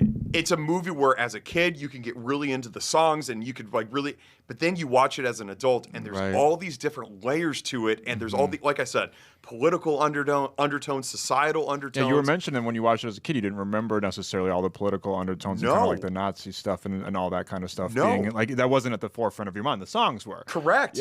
Right. And the older you get, the more like you kind of realize you kind of start to pick up on things. And you appreciate the cinematography a little bit more. Yeah. Director Robert Wise. You cannot say enough about it. The cinematography, just the lighting and the costumes. Yeah. I mean, listen, and we were talking about this yesterday, and this is the golden age. You want to watch golden age of Hollywood?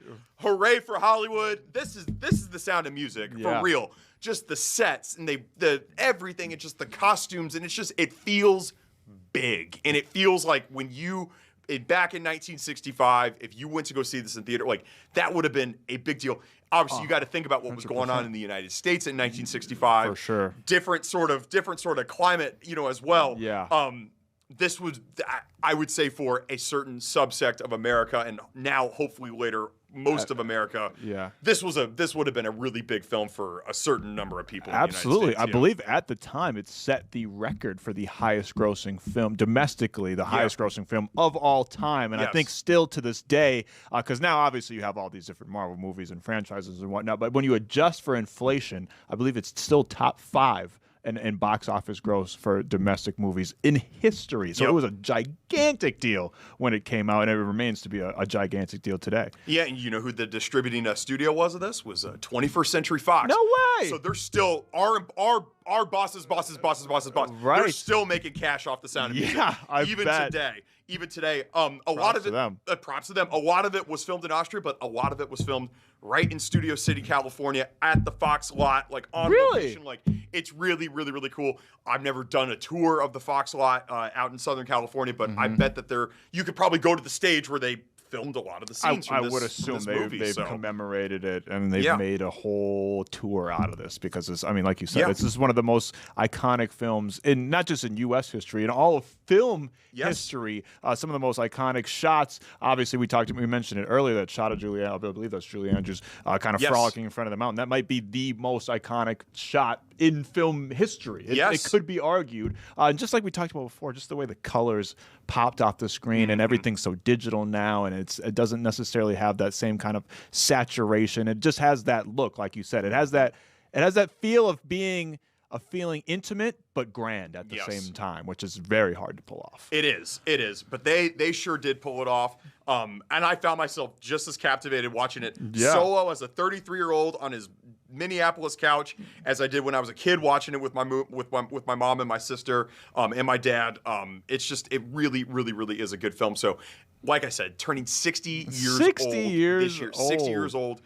That's if you incredible. haven't gone to see The Sound of I Music, know you've inspired me. I want to go go see check it it now. I do. That makes sense because sometimes now these days, the movie theaters, they like to show the older movies when there's a big anniversary. And they were playing The Sound of Music just a couple of months ago in the theater, and I was wondering why that was going on. I thought maybe people wanted to watch The Sound of Music. Maybe it was I don't know if it was a seasonal thing or what the hell was going on. But it turns out 60 years old. 60 years. I definitely got to go check it out. What streaming service is that? Oh, you recorded? Oh, I had it on. I recorded it on on the DVR. cable? Okay. But it's so It's old gotta school. be In the everywhere. middle of the movie, they literally come up with it like there's an intermission page that comes in. Yeah, And that's like it's wow. old school. Real old it's school. real Yeah. old school. Bring those so. back, by the way. Some of these movies are too freaking long these Yes. days. Yes. So I almost want Grace. You ever seen The Sound of Music? You've seen this movie. Oh, I'd watch it as a kid over and over and over again. I was just telling Paul, I love Julie Andrews. Like, she is probably, if I could sit down and have dinner with 93. anybody, amazing. Like, She's still with us? Yes. Yes. Wow. Yes. I mean, and I loved Mary Poppins, but The Sound of Music, it's Princess just Diaries. Princess Diaries. Amazing film. Fantastic movie. Yes. Like, she just banger after banger, Julie Andrews. So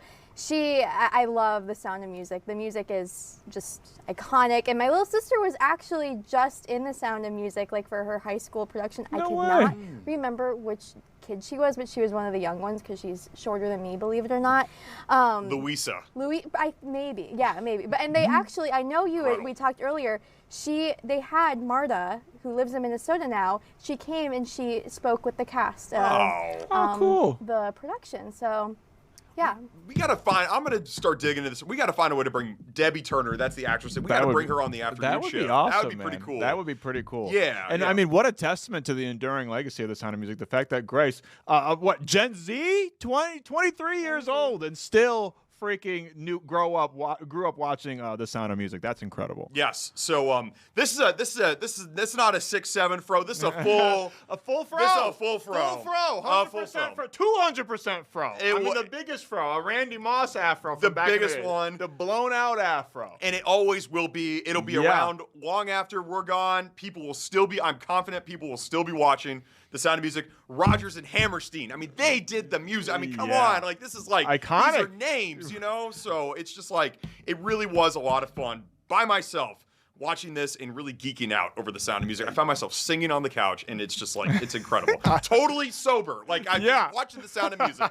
It's unbelievable. Really was. I would pay real American dollars for a live stream of you watching The Sound of Music and just seeing you get hyped, because it's awesome to see how a guy that's notorious throughout this long tenure of the afternoon shift for not seeing pretty much any movie. Yeah. How passionate you are about The Sound of Music. I love seeing it. Yes, and I love fresh tomatoes. Yes, it really absolutely. Is a great We need to find a way to. You need to regularly watch an old movie. You're in charge of the retro Fromatos. All right, I'm down for retro Fromatos. I'm down for that. Is your duty from here on out. I'm down for that. I appreciate that. Yeah, I appreciate absolutely. that. I appreciate I'm super excited. We have more to come from the afternoon shift after this. All about Minnesota's new hemp laws. Don't go anywhere. We're just rolling here in the 4 o'clock hour. Bro.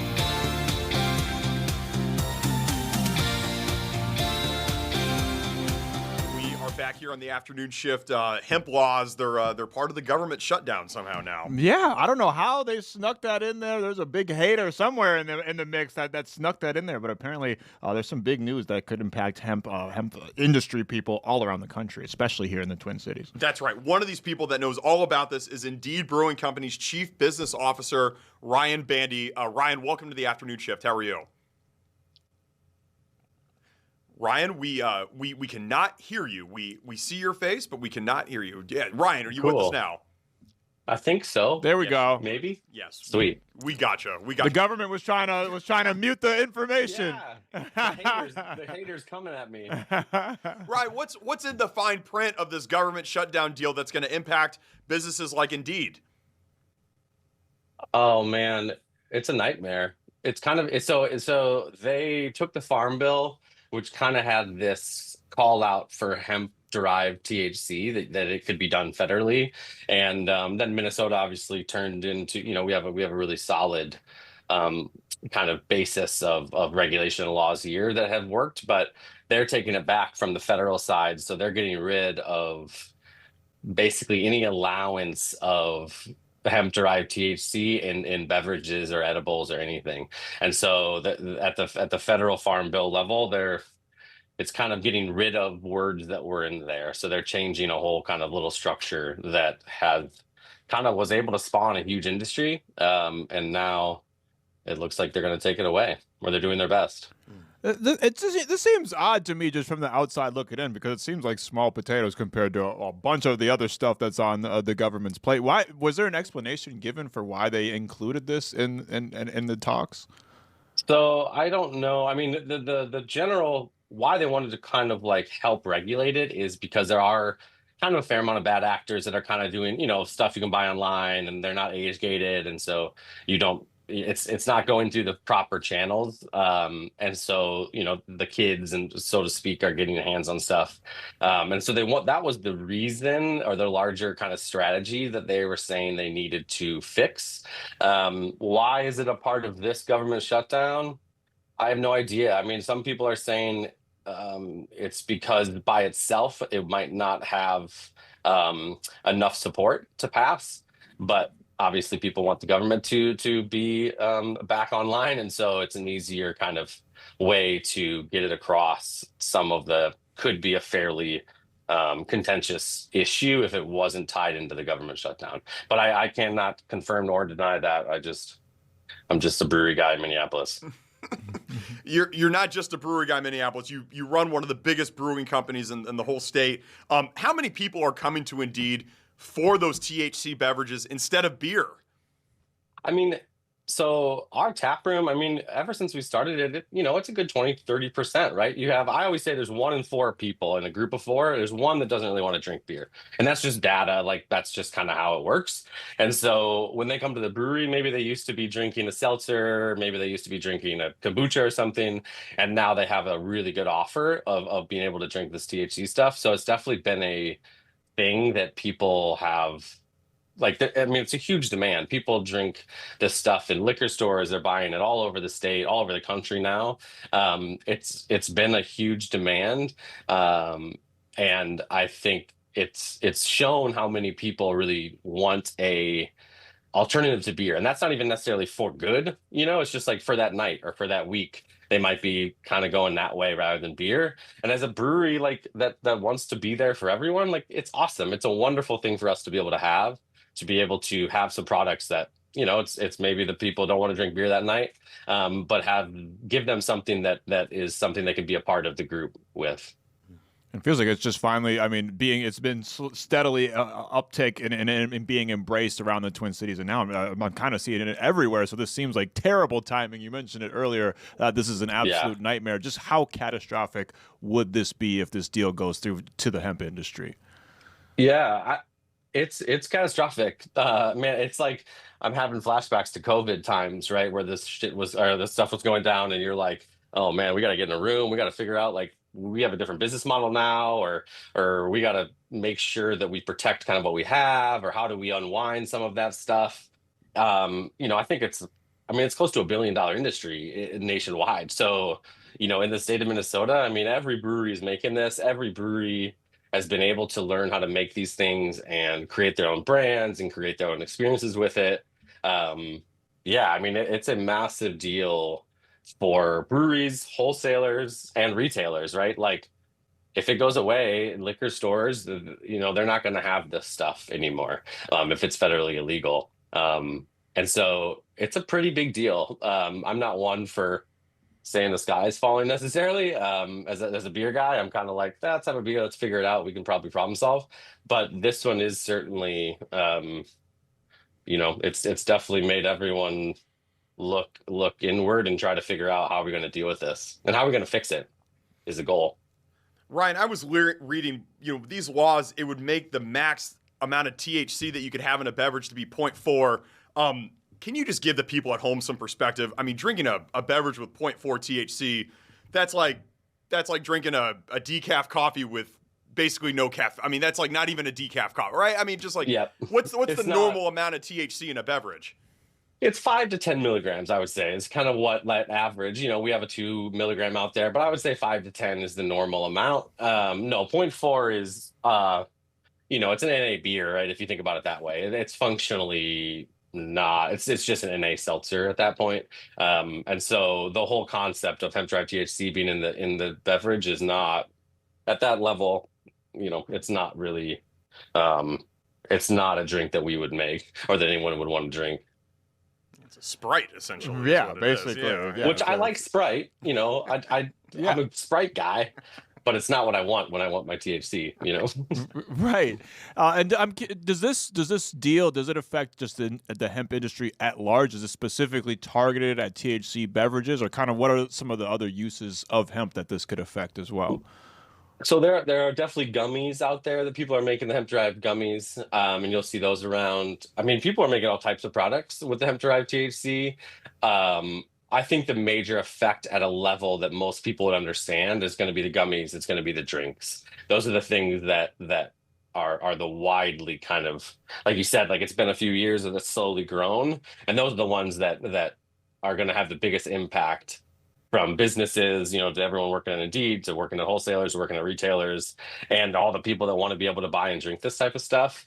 It's going to be the drinks and the gummies that are the biggest impact. But that's just the end user, right? The end retailer, and the end, we make it. I mean, you have farmers that are making, growing the hemp. This is going to be a massive impact on all of those and all the people that are kind of processing and manufacturing this stuff. It'll be a massive impact all the way from seed to glass, so to speak. Ryan, what's the Minnesota Office of Cannabis Management? What do they have to say about all this? I don't know yet. I think it's so fast. This has been moving so fast. It went from couple weeks ago, oh man, they might be trying to put this in there, to oh crap, they're actually doing that. And then last night, oh, they actually passed it. Rand Paul kind of put together an amendment that he was hoping to put together, and no one kind of took it up. And so it's moving fast. I don't know. It'll be really interesting to see the Office of Cannabis Management. They obviously have a structure for the regulated cannabis, and then also this hemp-derived low potency stuff. And so it'll be interesting to see where that comes. Is there a low potency hemp derived market? I mean, where it's going now, if the law stays this way, there won't really be one. So OCM will just kind of be regulating the regulated cannabis space. Now we have a year, so that is one thing that I guess we'll see exactly when the vote happens tonight, but there's a good chance we're going to have a year wind down. And in that year, hopefully we can figure something out on a legislative side, right? So that will be our job as an industry and as consumers and retailers to figure out hey, let's put together a bill that will work before this officially has to go away. Yeah, just kind of piggybacking off of that, what is there anything the state can do to intervene, or once it's said and done at the federal level, there's nothing really that Minnesota can do? So yeah, it's complicated. I think the thing that changes at the federal level is that businesses can't really operate, or it's very hard for businesses to operate creating and selling something that is federally illegal. The state could say it's legal, like cannabis, but you can't get banks, or it's very hard to get banks, to cover, like, if we're making an illegal product. Like insurance, you can't really get insurance for federally illegal products, stuff like that. That's what makes the industry so tough if it's moved to the federally illegal side of things. It's very hard to run a business, even if the state says it's legal. It's just a lot of barriers to be able to manufacture or sell or create these types of products that if they're illegal on a federal level. Ryan, where can people, kind of learn more about Indeed and go try the THC beverages, at least while they last for now? Where can they go get them? Yeah, you can get them at your local liquor store. Definitely come down to the brewery. We have them for sale there. There's a good chance with this year that we'll be able to work something out, right? So I think that's one of the things that, to me, hopefully we have this year and we can come together as an industry nationwide, and whether that's make a little tweak to the law or maybe it's a different bill. It's definitely not a foregone conclusion that it's gone. It's definitely worth raising the flags about, and definitely go and buy these products. That's one way to continue to support this industry, and it gives us proof as a brewery and as an industry that it works, right? And people want it. So go to the local liquor store, go to your, definitely come down to Indeed in Northeast Minneapolis and pick up some THC. And we're going to fight for the next year to hopefully, make sure these things can stay in front of you guys. Well, keep your hopes, spirit, and yourself high, Ryan. You got it. Don't tell me twice. Thanks, Ryan. Yep. This is a big story. This is like a huge, absolutely. He was talking about $1 billion industry flying under the radar, because again, there's so many different things under this government shutdown umbrella. We've been talking about it for weeks now. All the different areas of life that it's affecting, from air traffic control and people trying to catch flights to people just trying to go to their local brewery and have a little THC bevy. I know. I've never had one of those before. Really? Nope. I know you. My friend Fax Muller. Yes, I'm Max Fuller. Right. My really good friend Fax That's right. Muller. That's right. Not to be confused. He loves the THC beverages. Not me. Yes. I've never tried them. Yes. I'm not into that kind of You're stuff. not. I'm not into that kind of stuff.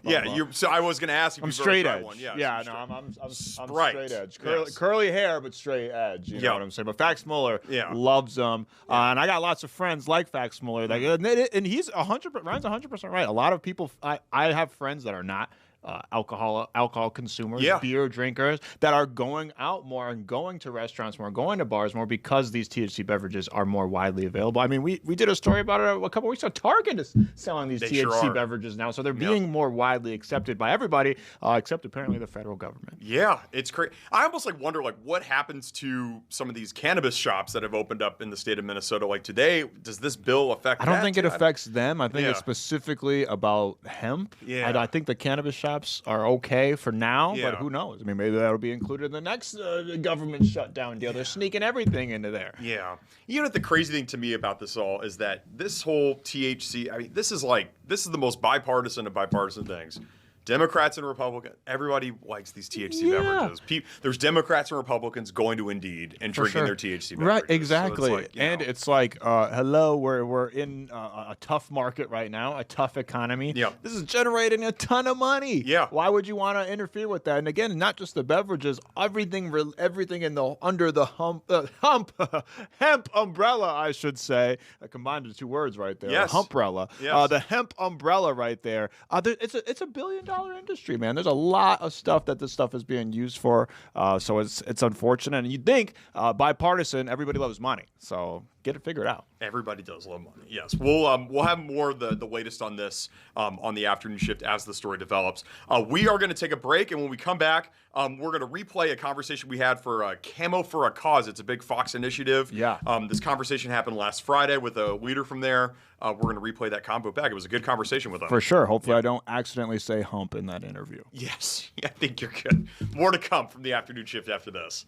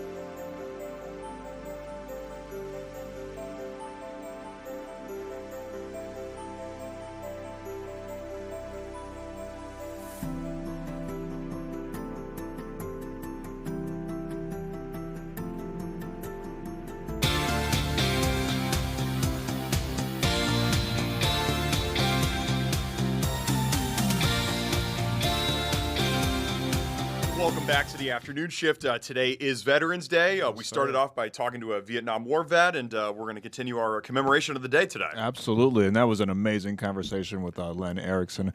Props to him for sharing his story with us, and also the Camel for a Cause. Lenny? Yes, Larry D. Williams. Larry, I was close. He was an Army veteran himself. Yes. He's also the VP of programs at U.S. Vets. This is a big Fox initiative.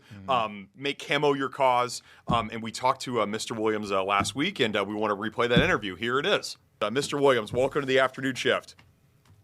Thank you for having me. Really appreciate you guys. Thank you. Well, we appreciate you and your service to our country. Can you tell us about your time in the Army? Where did you do some of your tours? Oh, absolutely. And I'm a veteran from way back. I joined the Army in 1985 and got out in 1989. So I don't know how many years ago that was, but you can do the math. And it was actually, I had a great time. I got to be honest. When I went into the military, I was 17. My first duty station was Korea. First tank, shout out to all veterans out there, and shout out to all Army veterans who were in Korea. And so first tank was my first duty station. We were in South Korea defending the border. And then my second term, and that's right, ETS, was at Fort Hood. And my military experience taught me a lot, helped me to mature when going in at 17 and coming out with a family, a wife, and children. So it was great, yet coming out of the military, we definitely had some challenges to overcome trying to assimilate into the civilian world. But my military experience was wonderful. Thank you for asking about that. Larry, now obviously you're here to talk about the Make Camo Your Cause campaign. How did this whole campaign get started? Oh, U.S. Vets, the nation's largest, we are the nation's largest nonprofit organization. And our mission is to prevent and end veterans' homelessness. And so Make Camo Your Cause was launched to actually raise awareness. We want it to become the national symbol for acknowledging veteran services. We want camo to become a national signal for gratitude for veterans. And so U.S. Vets launched the campaign, Make Camo Your Cause. And we realized that on Veterans Day, we celebrate veterans across the nation. Yet at U.S. Vets, every day is Veterans Day. But we're asking all to wear camo on Veterans Day. Showcase your camo. Please take pictures. You see this tie right here. This is a nice camo tie. I even have a camo hat that I'm going to put on my head that's on our website. It's actually a nice hat too. But we're trying to make camo the nation's symbol for veterans' gratitude. So on Veterans Day, when we're out with our families, we're having parties, barbecues, we're at events, we're speaking, our local leaders, politicians, news anchors, people in the community, Minnesota, when Veterans Day come and we're out in the community, wear your camo, take pictures and post them. Hashtag honor US Vets. And what we're hoping for, we are hoping for a blanket of camouflage across the nation, showing our veterans, telling our veterans how much we appreciate them, how much we adore them. Thank you for your service.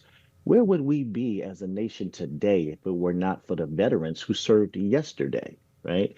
So Make Camo Your Cause is all about raising awareness and showing veterans our gratitude. And I'm hoping that we see a lot of posts. Remember, hashtag honor US Vets. And please go to our website and purchase some camo off of our store. Like I mentioned earlier, we have some great camo swag. And I'm wearing a few pieces now, my hat and my tie. And guys, thank you for allowing me to spread a little awareness about U.S. Vets and our Make Camo campaign cause. Thank you.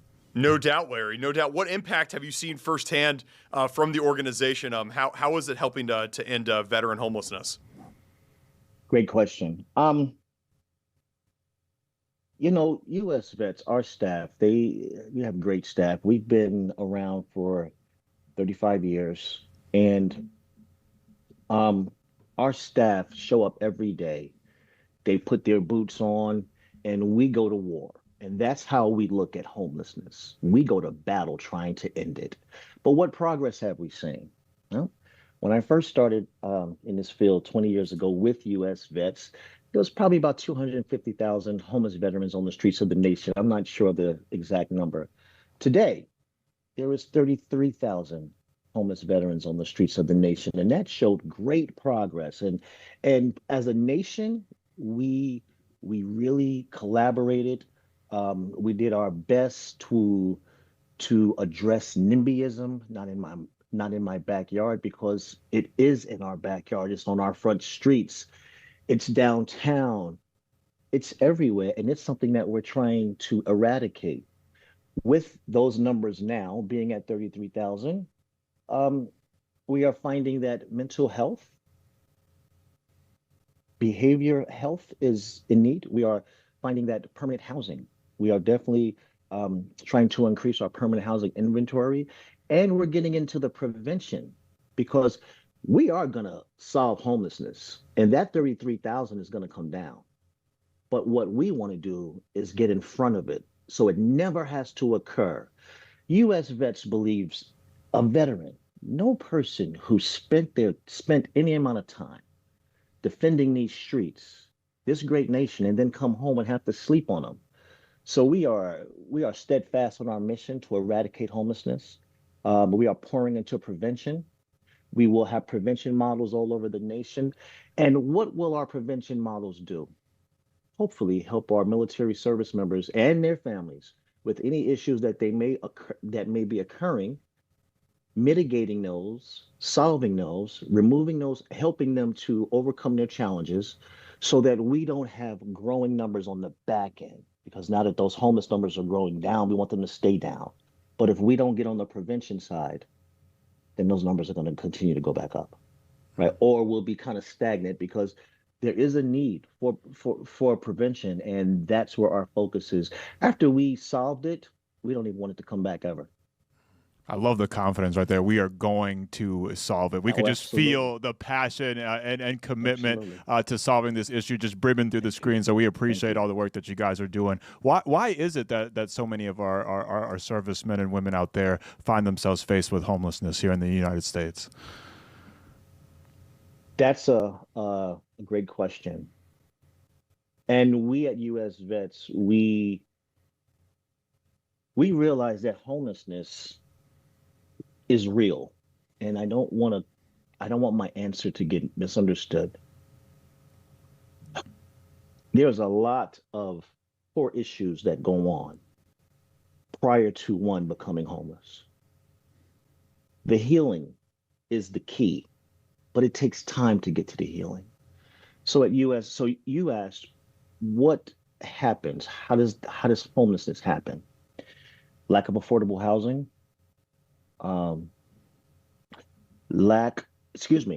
poverty. The cost of living is very high, and when you're in the military, things are a little different. And so, picture this now: veteran goes into the like myself, 17 years old, going to the military, and promises are made. Hey, you're gonna go and you're gonna serve your country, and Larry, when you come out, don't worry about it because you're gonna get a job. You got lifetime medical and housing benefits. And yes, we do have all of that. Yet, though, sometimes things happen and challenges occur. Military skill sets sometimes are not understood by civilian employees and by civilian employers, excuse me. So we have to translate that. Can you imagine a military person being in the military for 4, 6, 8, 10 years, operating $20 million equipment, airplanes, tanks? These guys are logistical giants, and they come out the military, and it's hard for them to get a job because the person they're interviewing with doesn't understand the military skill set, right? And there's another piece to this. We also have to educate the veteran. on how to communicate what he's done in the military and make it translate over into the civilian side. So one, employment skills, transferring those over. Sometimes trauma occurs, and that's real. And unfortunately, it changes people. And when they come back, sometimes they're not the same as they left. They're different. And life happens. And our job at US Vets is to be there when they come home. Keep the light on. Those guys dedicated their lives to serving this great nation. They've served us. Now it's our time, our opportunity, our privilege and honor to serve them. So you ask what leads to homelessness. Well, many different things can lead to homelessness. Mental health, substance use, lack of affordable housing, poverty, skill set not translating over, and then it just compounds. And then before you know it, you find yourself in a situation where you need assistance with housing. And again, US Vets is trying to get in front of that. We want to set up our prevention hubs that will provide mental health counseling, that will provide employment training and opportunity and access, that will provide not just treatment for or assistance for the veteran, but for the family members as well, because it's not just an individual issue. It's a whole family dynamic that we're trying to assist. So we're really pouring into the prevention because we not only want to eradicate homelessness, but again, we're doing our best to ensure that veterans don't even have to go down that line. We want to stop it on the front end. Prevention is the way to go. Well said there, Larry. Where can people learn more and donate to the Make Camo Your Cause campaign? Make Camo Your Cause. Go to usvets.org. Please, usvets.org. Check out our camo shop. And again, on 11/11, Veterans Day, take your pictures. Take your pictures of your swag, post them, hashtag honor US Vets. I see on the screen here, go.fox/US Vets. By the way, let me pause for the cause for a second. We so appreciate Fox at US Vets. Thank you, guys. You guys are a great partner. You have helped us to raise awareness across the nation. You have adopted us as a partner. And our Camo to Cause campaign is as successful as it is because of the collaboration we have with you guys at Fox. So thank you. I really appreciate you. That was very nice of Larry to say that. Yeah, that was awesome. It was. Yeah, Came from the heart. It did come from the heart. It's a very good organization. Go.fox/US Vets to donate there. You can also, in addition to donating money, just thank a veteran today for their service. For sure. We heard about it earlier. You never know how it could impact somebody's day. That's right. Just go up and say thank you. Say what up. Dap them up. That's right. Give them a high five. Give them a hug. Ask first. You don't want to scare anybody. That's right. But yeah, just do something nice for a veteran today. Absolutely. Or any day, but specifically today. Absolutely. We will be back on the afternoon shift to round out today's episode right after this.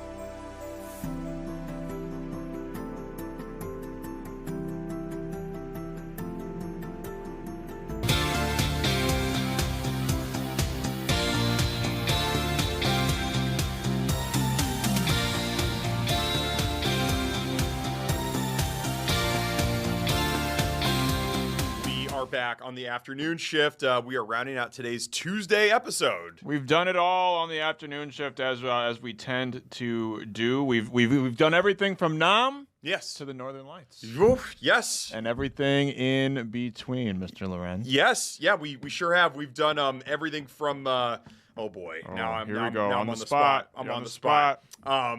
Oh God, goodness.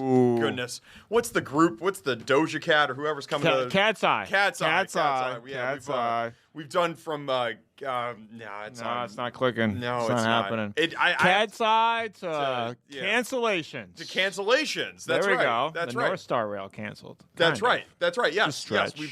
We've done Maria to make camo your cause. There we go.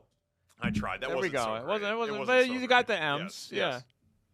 Yes. What was that, Grace? You got one? Go ahead, Grace. Oh, just Cat's Eye to Cannabis. Cat's Eye to Cannabis. There we go. That's why you get paid the big bucks. Is it Doja Cat? That's a thing, right? Yeah, Doja Cat. That's a whole different thing. That's a whole different thing than Cat's Eye? Whole different thing, yeah. Okay. Doja Cat is a black woman. She's not okay. a Korean pop artist. What does she sing? Yeah. Doja she Cat. does like, I bet you say so. Oh. Or you ever hear Moo? Moo? Oh, that's how she got viral. The song is called Moo? Yes. Oh, that song is a banger. It's a banger. I forgot about It's Moo. a banger. I'm not, because Doja Cat's been around. I'm not going to, like, my very first time I ever did radio anything, 2012. Yeah. I played some Doja Cat off of SoundCloud. No Nobody way. had any idea who the hell she was. And I followed her for a long time. I thought she was great. I never, obviously, nobody could see that she was going to become like this pop sensation, right? And then a couple years go by, she kind of is just like meandering, making SoundCloud type music. And then she comes out with this song, this kind of joke. I guess you can't even say it's satire. She kind of just did it just for the Blape event. She just made this song that's very catchy, and she's just kind of like, and it's like, I'm a cow, I'm a cow, moo. And obviously she's not saying she's saying a different word, Gotcha. you know, and it's just like moo, and then there's like a whole music video to it and everything, and this song went viral because obviously it's goofy, it's a joke, but you could see her talent. You could see her writing talent, and you could see that she's really good at singing. It just happened to be a goofy joke song about a cow, and then she kind of blew up from there. Wow. And then she had multiple songs that took over. She had a couple of scandals that obviously always boost the profile. Sure, She was being weird in chat rooms back in the day. Saying weird things. Yeah. And that kind of boosts the profile too. And I mean, she's a gorgeous woman. Doja Cat, if you're watching this, at the Maxx show on Instagram, if you want to holla at me or just come on the show for interview or come to my house for an interview. Either way, but she's incredible. You could do a solo one-on-one with her, one-on-one interview with her. I'll leave the studio. Yes. Please do.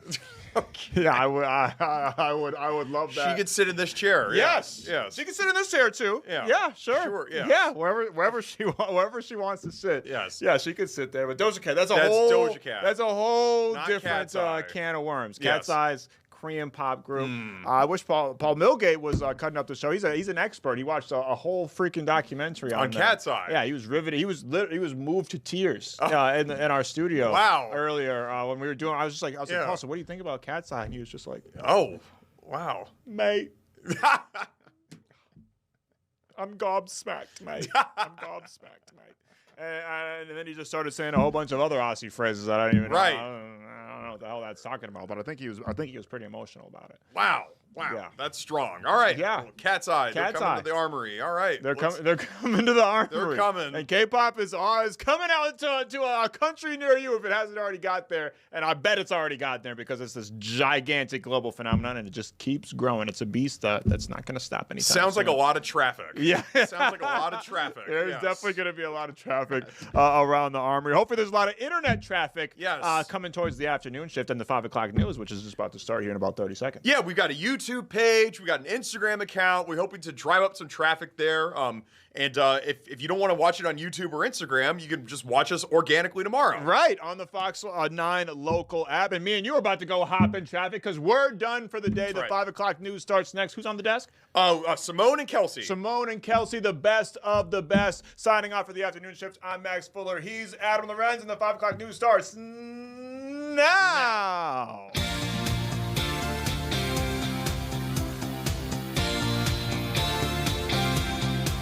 This is Fox 9 News at 5. And thanks for joining us here on Fox 9 and Fox Local. I'm Kelsey Carlson. And I'm Simone Woolbridge. Here's a look at what's ahead here at 5. Minneapolis Council member Jamal Osmond was carjacked last night, and police say he's one of 3 victims carjacked by the same teenage suspect. So we'll walk you through what police say happened and also how Osmond has responded. And the agencies investigating the shootings of the Hortmans and Hoffmans this summer now want an outside review of how they handled the manhunt and what they can learn for the future. And over in Mankato, a Korean War veteran has spent his last 72 Veterans Days with hundreds of members of his old unit, but now he is the last one left. And the Minnesota Vikings have to get out of their own way as they try and string together some success this season. We'll take a look at what it'll take to get a win over the Chicago Bears on Sunday. All right, we want to start, though, with Chief Meteorologist with your weather, Ian Leonard, with your weather on the 9s. One of those days, Veterans Day, it was good to have the sunshine. Yeah. But I kind of struggled, like, do I do a light jacket or a heavy jacket? The wind kind of made it cold. You know, and so here's the kicker. We come to work in the afternoon and we leave late at night. So I'd always keep at least a decent, how about this? A medium jacket. Yes. Or the light underneath the heavy. You're welcome. Problem solved. No light, no heavy, medium. No You're debate. welcome. High temperatures today. How about this? We go from mid-30s yesterday to 50 today as we build the heat and the warmth here really over the next few days. A high near 60 on Friday, a high near 60 on Saturday. You're saying more, and I say no because it's November. We'll talk about how that all comes together with your 7-day forecast here in about 10 minutes. We'll see you then. Sounds good. Thanks, Ian.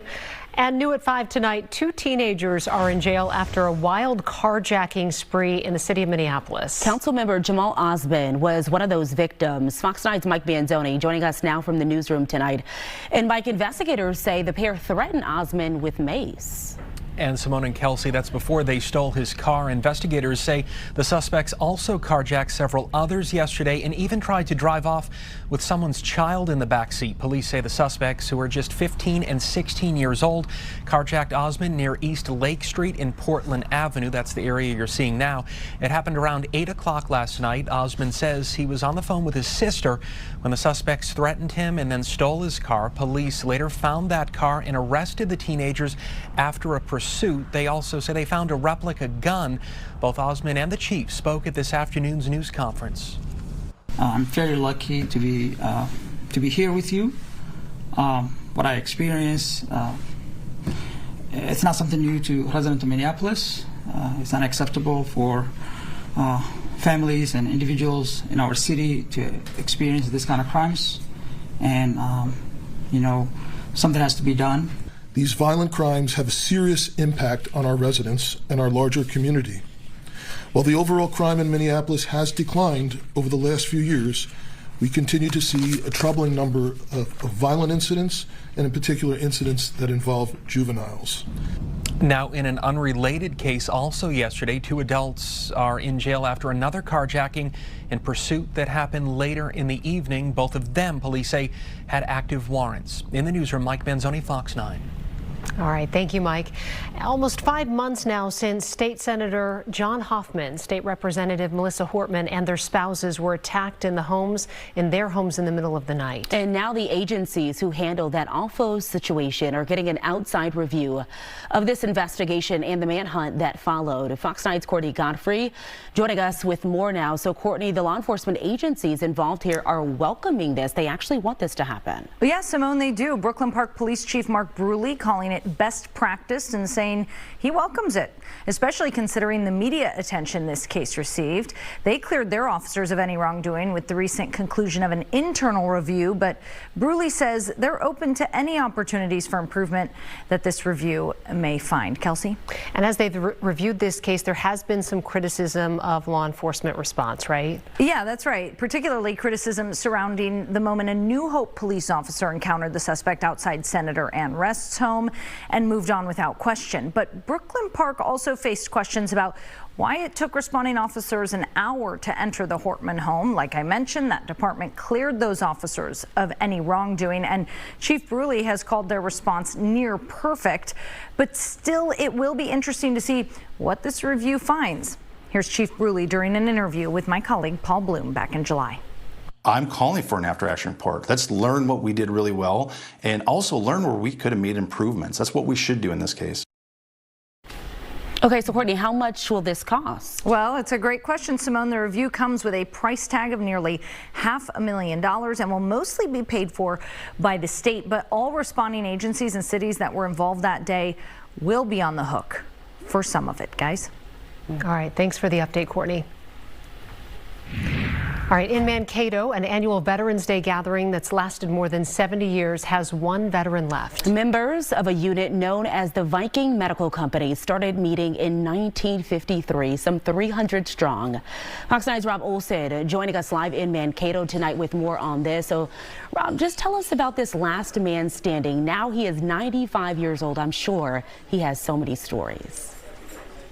Yeah, and he's back there cutting his cake right now. You know, often these reunions, which began in 1953, were held during the summer. For this 72nd, though, they thought it was fitting to hold it on Veterans Day itself to honor this veteran. Again, as you mentioned, the last one in his unit. Military events and so forth. At age 95, Dick Giroux's old Army jacket still fits. The memories of his unit, the 135th Infantry Regiment, some 300 men strong, are still vivid, including the day his neighbor convinced him to join up in 1948 when he was only 18 years old. Dick, he says, we got some wars coming up. He said, I better take you down to the armory and you can enlist in the National Guard. I didn't even know. I didn't even know what it was. You're a nice looking lady. Oh, God bless you. Thank The very first reunion of their medical company, activated during the Korean War, came in 1953 at a brewery in Mankato. This is now the 72nd at a different Mankato brew pub, and it is the final one because Dick is the last man standing. It is a little bittersweet, it is. Ann Marceau's father organized these reunions, keeping detailed notes every year. In 2000, there were some 40 vets who came. She took over after her dad passed in 2013, and the numbers kept dwindling. The past couple years, it was just Dick and one other. We're down to two. Should we have a reunion? We both said yes. Now we're at the last man standing, and it's a little, I'm sorry, it's a little sad. It's kind of the end of a story. To now honor Dick at this final reunion of one, a medal pinned to that old Army uniform that designated him as the last man standing. Appreciation for his service and his dedication to the lifelong friends forged in his unit. Just an ordinary guy. Yeah, but here you are. Yeah, and here I am, yeah.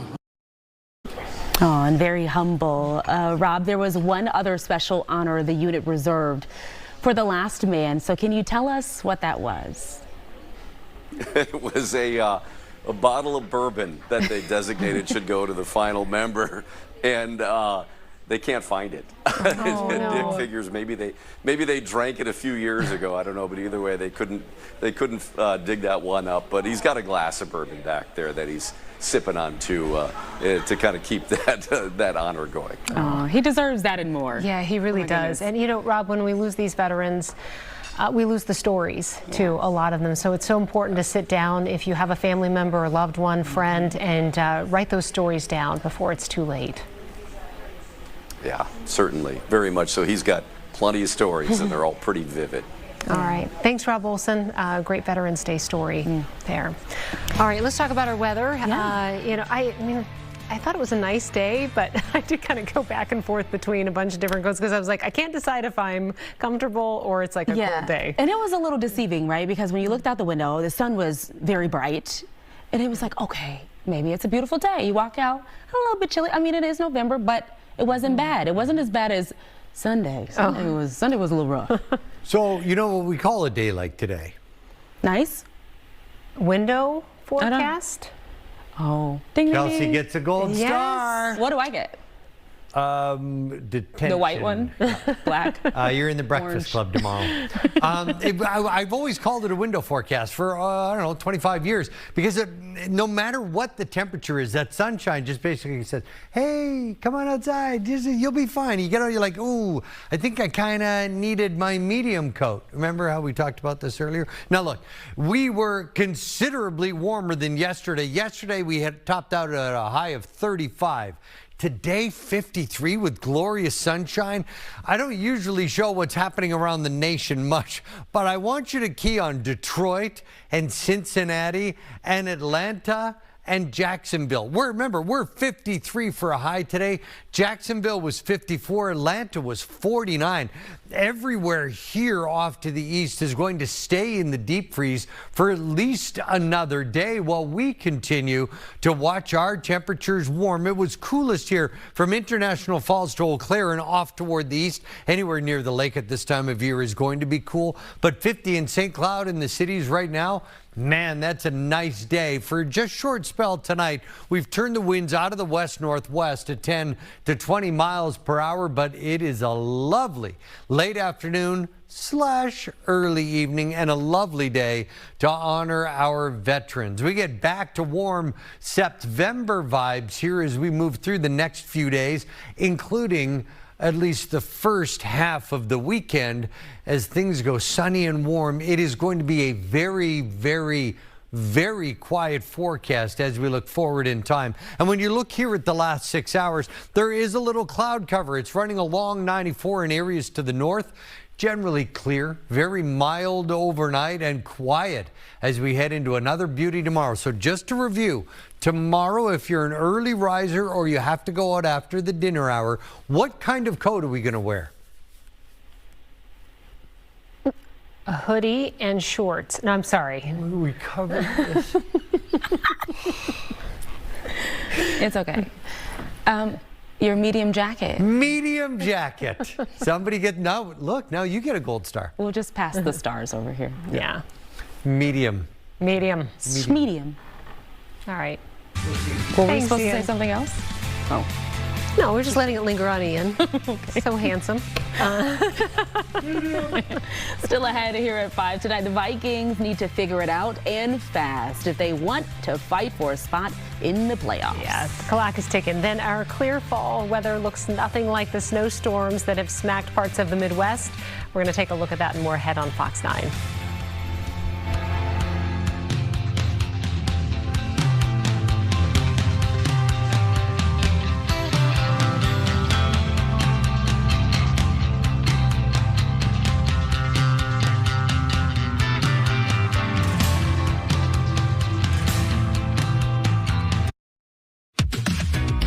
On the next Jason Show, with all the shutdown and cancellations, what you need to know about your holiday travel.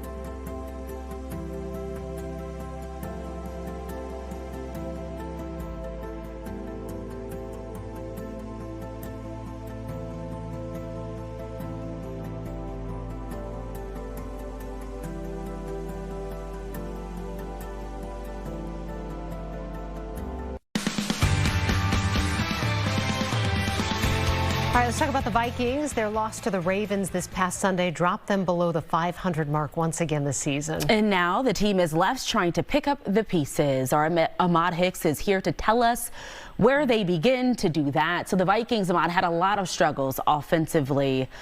False starts, just one example. Is there one person to blame?